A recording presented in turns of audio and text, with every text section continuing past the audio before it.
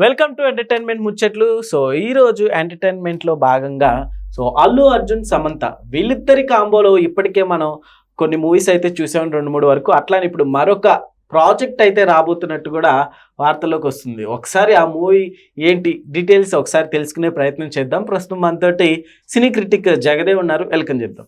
Hello sir. Hi Zakir.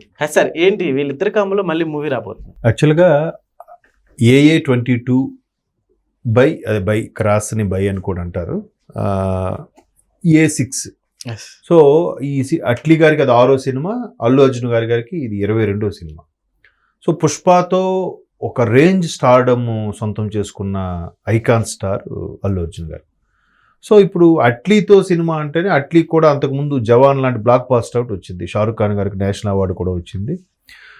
So అట్లాంటి అట్లీ అంతకుముందు బిగిల్ లాంటి కొన్ని సినిమాలు చేశారు, చాలా బాగుంటాయి.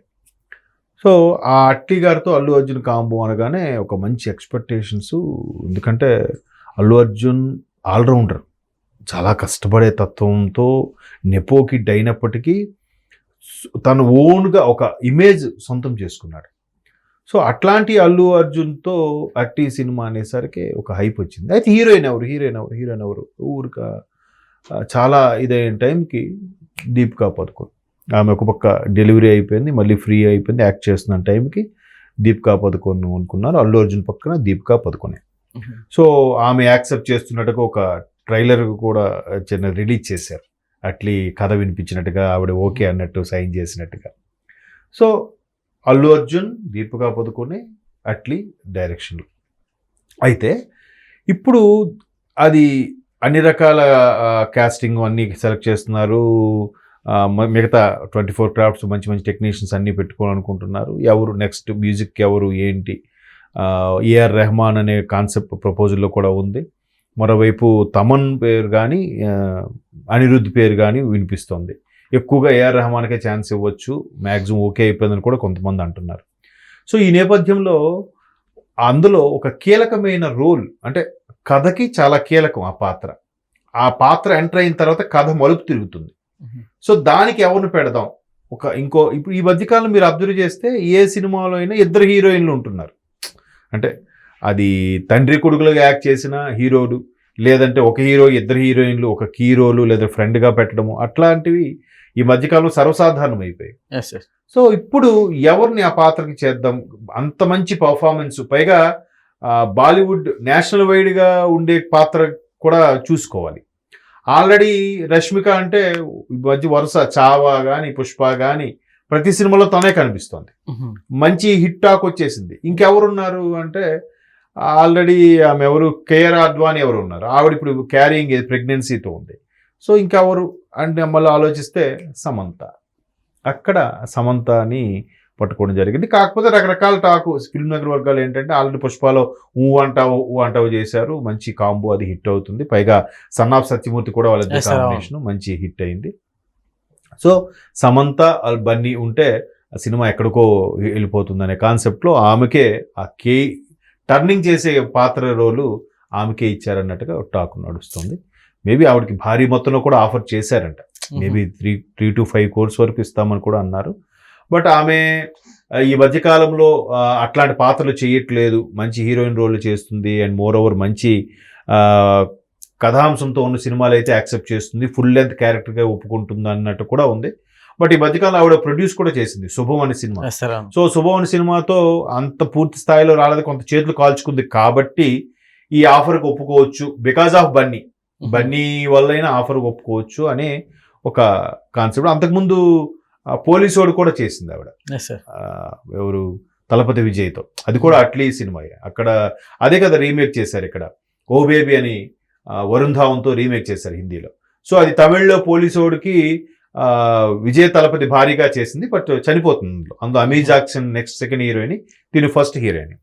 సో ఆల్రెడీ అట్లీతో కూడా ఆ ర్యాపో ఉంది కాబట్టి, ఇక్కడ బన్నీతో కూడా ఉంది కాబట్టి మ్యాక్సిమం క్యారెక్టర్కి ఆమె ఒప్పుకోవచ్చు.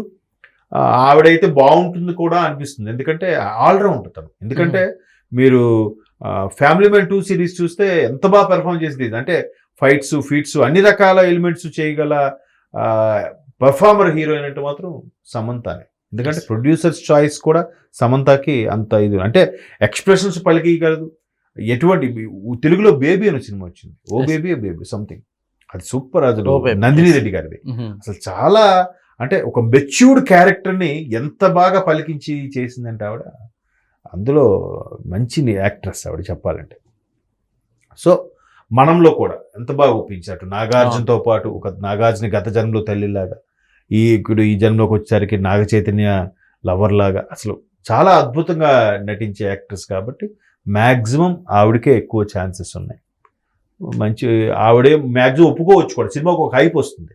ఈ బన్నీ, దీపికా పదుకునే, కాకపోతే ఆ నేషనల్ స్టార్డమ్ ఉన్న ఇమేజ్గా ఈ పరంగా హీరోయిన్ ఈమె కాబట్టి.